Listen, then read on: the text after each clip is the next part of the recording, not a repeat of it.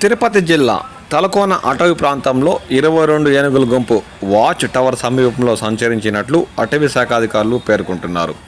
కోటక్కాడపల్లి, అయ్యగారుపల్లి, పులిగోనుపల్లి, నెరబైలు, కమ్మపల్లి, తిమ్మదవాండ్లపల్లి గ్రామాలకు సంబంధించిన పంట పొలాల వైపు వచ్చే అవకాశాలున్నాయని రైతులు అప్రమత్తంగా ఉండాలని ఈ సందర్భంగా ఆయన హెచ్చరిస్తున్నారు. ఈ గ్రామాల ప్రజలు, రైతులు ఎట్టి పరిస్థితుల్లోనూ పొలాల వద్దకు వెళ్ళకూడదని ఈ సందర్భంగా అటవీ శాఖ అధికారులు పేర్కొంటున్నారు.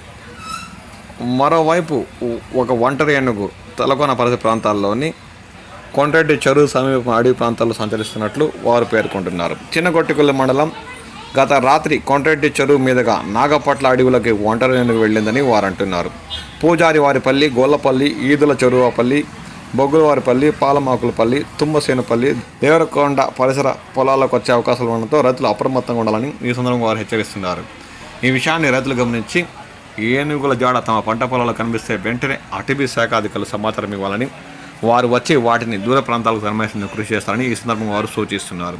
ఈ విషయాన్ని రైతులు, ప్రజలు గమనించి అప్రమత్తంగా ఉండాలని ఈ సందర్భంగా వారు హెచ్చరిస్తున్నారు.